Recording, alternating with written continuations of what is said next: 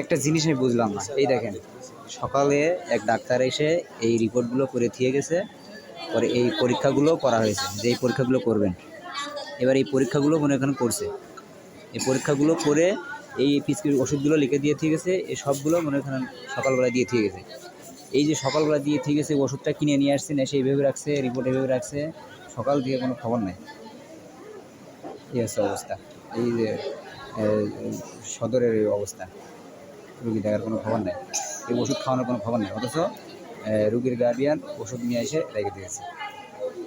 এই হচ্ছে অবস্থা, দেখেন আপনার রুগীর কী অবস্থা, রুগীর কোনো পরিবর্তন নেই, কোনো কিছু নাই, কোনো ট্রিটমেন্ট ঠিক মতো নাই, কোনো নার্স ঠিক মতো দেখে না, নার্স ঠিক মতো টেক কেয়ার করে না, কোনো কিছু করে না, এখানে কোনো গার্ডিয়ান নাই, ডাক্তার ইচ্ছা মতো আসতেছে, রুগীটা ভালোভাবে না দেখে চলে গেছে, রুগীর কাছে ডাক্তার আসলে একটা প্রশ্ন করলে ডাক্তারের কাছে কোনো প্রশ্ন করা যাবে না, ডাক্তার চলে যাবে, এরকম সমস্যা নেই।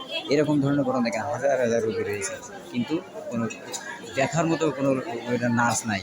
দেখেন আপনাদের চোখে একটা মিলবে না, কোনো নার্স আছে একটা মিলবে না আপনাদের চোখে, দেখেন এই অবস্থা, একটা মিলবে না, এই অবস্থা দেখেন।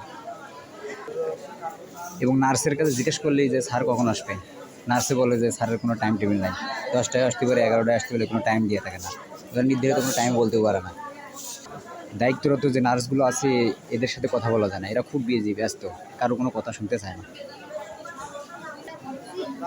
আমি প্রশাসনের কাছে বা দেশের কর্মরত যারা আছেন সবাইকে আমি অনুরোধ করছি যে এই যশোর সদর 250 বিশেষ স্বাস্থ্য হসপিটালে নজর দেওয়ার জন্য, এবং সেনাবাহিনী কর্মকর্তাদের আমি অনুরোধ জানাচ্ছি আপনারা এটা একটু তদন্ত করেন, এটা তদন্ত কমিটি গঠিয়ে এটা দেখেন কী অবস্থা।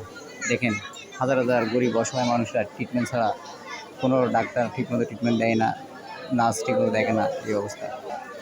আপনারা যারা ভিডিওটা দেখবেন অবশ্যই চালু করে শেয়ার করে দিবেন, অন্যকে দেখার সুযোগ করে দিবেন, কারণ এই সমস্ত প্রতিবাদ যদি আমরা না করি তাহলে আমরা সবাই জিম্মি হয়ে থাকবো, আমাদের একটা রোগী নিয়ে এগুলো ট্রিটমেন্ট হবে না ঠিকমতো, এটা আপনারা সবাই জানেন।